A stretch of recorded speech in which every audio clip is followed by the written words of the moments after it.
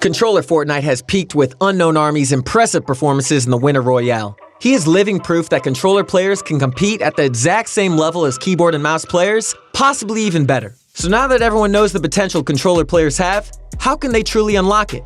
But it's not as simple as it seems. We have some insane tips and game-changing topics to go over in this video that will surely improve your gameplay to a great extent. Now before we dive in, if you want to learn how to play exactly like these pro players, check out ProGuides.com where we have the best coaches in the world. Sign up for our membership today and get exclusive access to master courses by players like Benji and Mongrel. If you want to go more in depth and explore all the different aspects of competitive controller gameplay that you need to know in order to succeed, head over to our ProGuides website and be sure to go sign up and start improving rapidly today. Controllers have their limits when being compared to keyboard and mouse. You simply don't have as many buttons or the aim control that they have, so it's very important that you're maximizing the time that you're in combat mode rather than build mode. Combat mode is when you have the weapons out and ready to fire.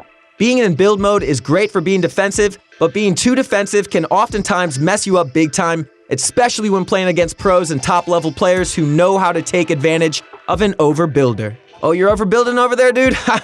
Nice try. I'm coming for you. For example, let's say you're boxed up inside of the zone and you're holding walls while an opponent shoots their AR at you. Sure, you're safe for now, but in a few moments, other players will hear the gunfire and will start turning heads and all their focus will be going towards you. During the endgame, the main goal that pros have is to deal as much damage as possible to everyone else in the lobby. This will reduce the people alive and increase their chances of getting their placement points as well as the victory royale. This causes most players to join in on spraying and targeting a single opponent, as this is deadly. No turbo buildup can stop 3 players shooting directly at one, and this is exactly the kind of situation you want to avoid. What we suggest doing to avoid these is using your building in areas where it's necessary and making sure that you have some sort of high ground. It's much harder to target an opponent that has high ground because they either get shot down and they're able to box up at a lower point, which closes off angles, or they're able to stay up there long enough until other players get to high ground themselves, but guess what? You're a little bit higher, so they end up getting targeted. Another very important mindset to have is focusing on your aiming and shooting more than your building. Instead of instantly pulling out your builds every time you see an opponent, predict their location and be ready to fire the second you see them. Be Nostradamus, dude. Predict the future. Many of the top controller pros like Forbes and Unknown do a great job of only using their builds when necessary, and mainly using their aim and deadly predictions to confuse and take out enemies. Although editing and building courses are great ways to warm up and improve your mechanics, almost nothing is as good as straight up running 1v1s and practicing your skills in the game. The problem with edit courses and building courses is that you can't actually apply your editing and building skills to any in-game scenarios. You're constantly practicing doing specific edits and building maneuvers without any real application. For example, you could be in a build fight where you need to make an edit from an awkward angle. Most editing courses consist of one angle for each editing maneuver it offers in its practice. Practicing that edit 100 times in that editing course will make you fast, but only fast when hitting it from that angle. That's why you need to be putting yourself in different situations where you'll be forced to do a variety of different maneuvers quickly. Now, of course, there's the argument of, if I'm going to 1v1, then why not just jump straight into arena or public matches? Well, jumping into lobbies will warm you up over a great period of time, but you're not getting constant practice.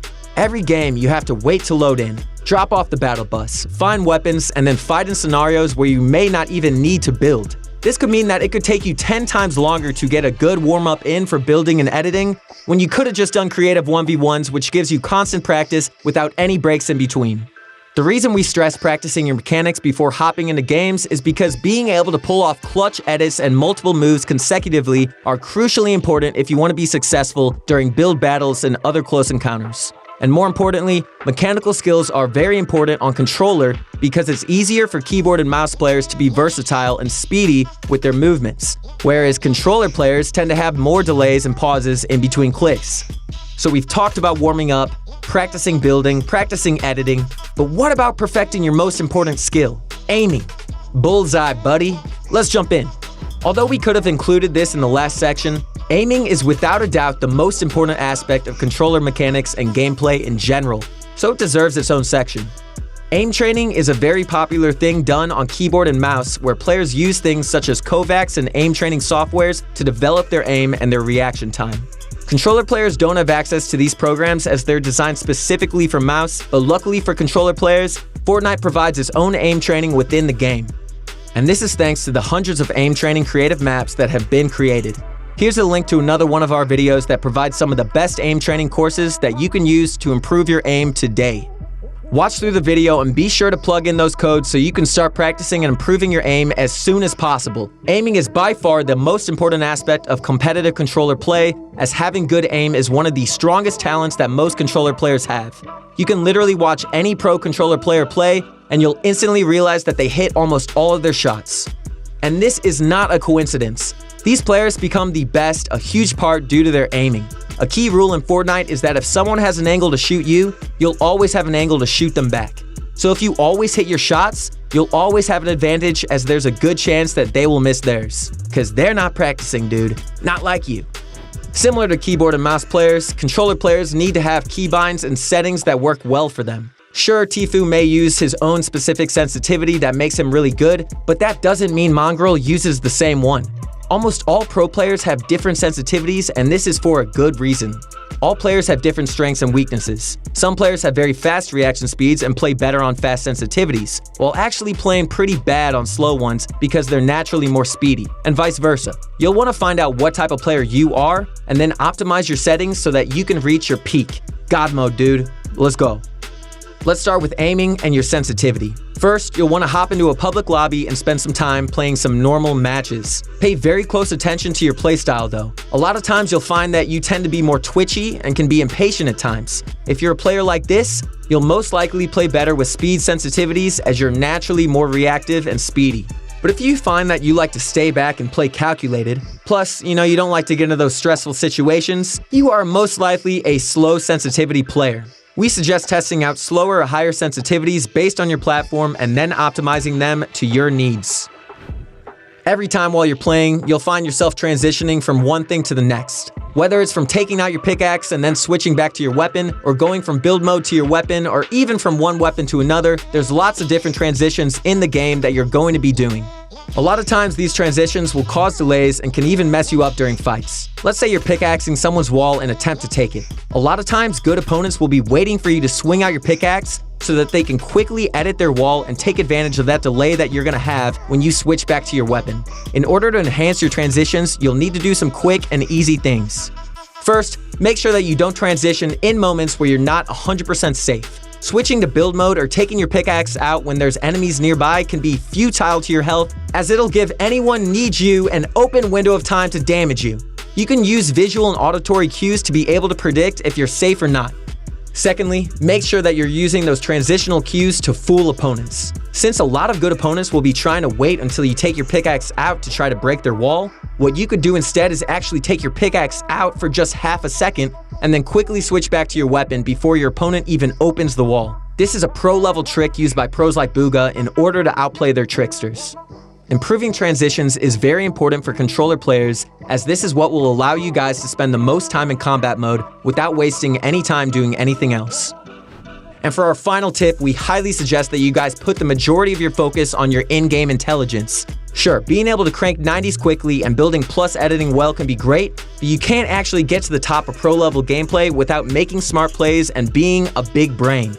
Almost every amazing controller player is carried by two aspects of their gameplay: their aim and their incredibly smart gameplay. This is perhaps the most important tip that we can give you guys, simply because many controller players believe that improving their mechanics to match those who play on keyboard and mouse is their best way of reaching their level. But this is simply not true. Being a smarter and more adequate player will always benefit you more as a controller player, and especially as a competitive player. To do so effectively, go ahead and watch your own gameplays more and recap on your decision making and mistakes. Find reasons as to why you died in your games and find ways to fix those reasons.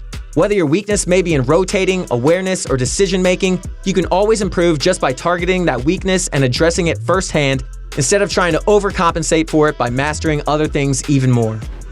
In the end, controller players are extremely talented and have great potential to win millions in Fortnite events. Just because they don't have all the advantages of keyboard and mouse players doesn't mean that they can't skillfully be better. Alright, you controller masterminds, that's it for today's video. We hope you enjoyed. Comment down below what you thought and what you'd like to see next. We strive to bring you guys daily quality content, so do us a favor by liking this video, subscribing to the channel, and show ProGuides.com some love by using code ProGuides in the item shop. Thanks for watching. Once again, it's your host, Cody. You can follow me on Instagram at Coco Medler. Are you cuckoo for the Cocoa Puffs? Let me know. Stay positive, stay appreciative, and keep practicing. You guys got this. You are mini beasts. Believe it, and you will achieve it. Peace out, y'all. See you on the next one.